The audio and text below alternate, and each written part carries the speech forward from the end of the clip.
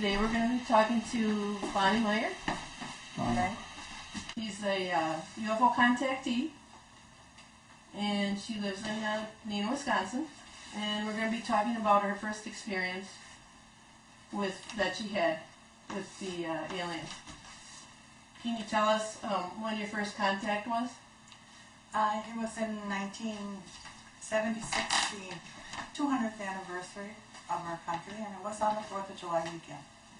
I had been camping with my family and decided that I was going to go to a UFO meeting that night. And I did with a girlfriend. And on the way home, for some reason or another, I took the back road into the campground. And as I turned onto the road, I could see the Bean City sign, and never did reach the bar that's in Bean City because a UFO came down, hovered over the road, and an alien got out and he went. And I went, I don't think so. I was scared. Because I had heard so many people say, they take you against your will and all that kind of stuff. And because I wasn't willing to go, they started to leave, and I thought, oh my God, if they leave, I may never get this chance again. So I decided to go with them. So you felt intuitively then that this was a different type of experience from an abduction experience? Well, yeah, they were willing to leave because I was scared, and I thought I can't miss this opportunity. And so I decided to go. And it was my choice. So you had a feeling inside of yourself that these were benevolent? Oh yes, yes. I thought if they're willing to leave and I'm upset, then they can't be bad. And was there somebody else with you? Yes, my girlfriend was with me, and she's the one who got me into investigating UFOs in the first place. So. Okay. And do you remember seeing her on board the craft? Not really. Not really. I don't remember seeing her, but it's really strange because we knew something had happened, but we really didn't know exactly everything that happened. And so we decided that maybe we should go to a hypnotist and maybe find out what really happened.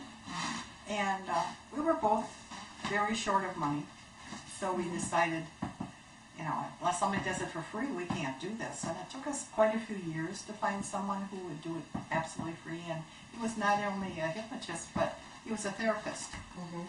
And he was willing to do it free, and he had no idea anything about UFOs. He didn't know anything about aliens, so he couldn't lead us in any direction. And once we got into the office and he hypnotized us, it all came back in a flood. And since then, I've been able to remember a lot about my experiences because he gave me the permission to do it. He said, you have nothing to fear. You can stop it if you want to. You don't have to go with them. They will honor you, and if they don't honor you, you don't want to go with them. So when you started having your recall with the hypnotist, this was not a traumatic experience for you, or it was a traumatic experience for you when you began having your recall with the hypnotist? It was amazing to me because at that time it was first starting to come out about aliens abducting people and doing terrible experiments with them, and it wasn't like that at all. It was so different. I was invited in, and they let me look around the ship, and what amazed me is it was a silver round ship. It was wider than the highway. Well, it wasn't really highway, back road, but it was wider than the road. And once I got inside, it looked much bigger than it did on the outside. That was so amazing to me. I just stood around gawking and looking, and I saw all the panels and the way to drive the craft, and they let me sit down in the driver's seat, and I punched a few buttons, and I kind of scared myself because all of a sudden the ship went up, and all I could see was stars. Stars, beautiful stars, and so close and bright, and nothing like you see from the earth.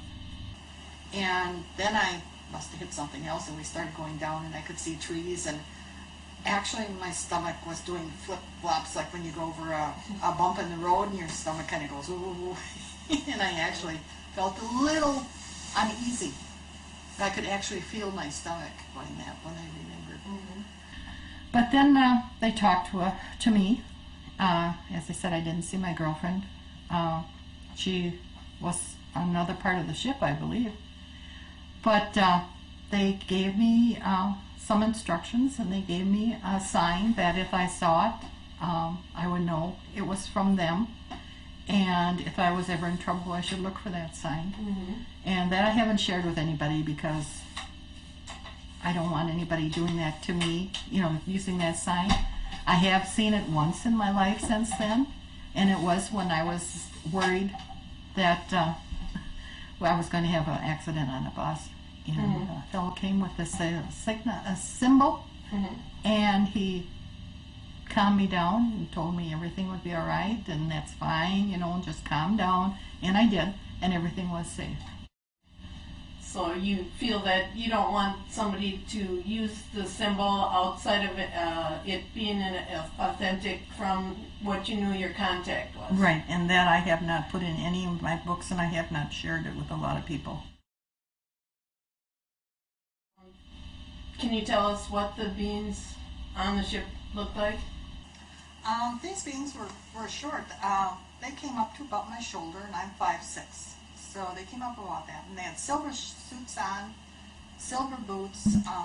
It was tight at the ankles, and it was tight at the sleeves. And they had what looked like, to me, a motorcycle helmet. And the faceplate was dark, like the motorcycle helmets are. And I couldn't really see the face. But I felt great compassion from them, and when they touched me, I felt very safe and secure. And it was a wonderful experience. Did you feel that you had known these beings from before, and this was another reintroduction to them? I thought that they would help me on my path of finding more answers about UFOs and aliens. I felt that they had come to help me. So when the trip was over, I don't know how I got out of the craft, but I was out of the craft, and my car was sitting there. And I thought, gosh, this is really strange. And I looked around, and nothing seemed familiar. It wasn't where we had left from. Found out later that it was on the other side of town, on a different highway, someplace I didn't even recognize. So I drove around for quite a while before I finally found a road I recognized and could get back to the campground. And by that time, one of my other girlfriends was there, and she said, "Where have you been? You said you were coming right straight back from the meeting, and it's now 12:30. Uh-oh. We left the meeting at 10 o'clock. And it's now 12:30, and she was upset because she was watching all our kids. That's 3 families of kids. There was about 11 of them. So she had her hands full watching 11 kids. Right. And she was upset. She thought something had happened to us. So it sounds like that you did have some missing time then, but it sounds also to me that it is not as your typical missing time that you hear about, as it was not a traumatic experience for you, and you did have recall of it. Right. And Right. you went To find out more about it, more answers. Mhm. And once went to the psychotherapist, and He said, "I believe you 100%.